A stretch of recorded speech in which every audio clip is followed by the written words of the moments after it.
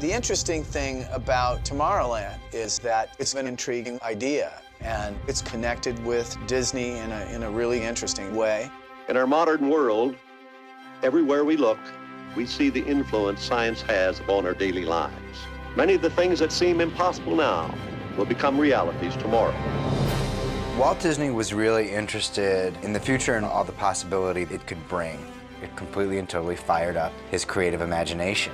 A beautiful tomorrow, just a dream away. That says we're going places. There's progress ahead. A lot of this circles around who Walt Disney really was. He looked at the future with some idea that there's some hope and some positive outcome.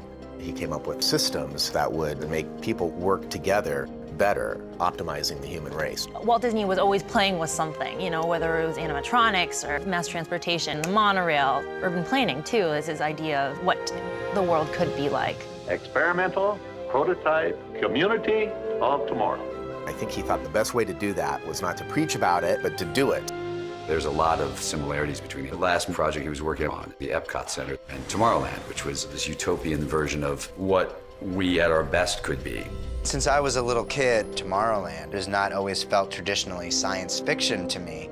It's almost felt like science fact. Some of these things haven't happened yet, but they can happen. Buckle up! And I think that the great thing about Walt is he inspired us to light that spark of optimism. We're getting a large canvas to paint on because the very word Tomorrowland is evocative.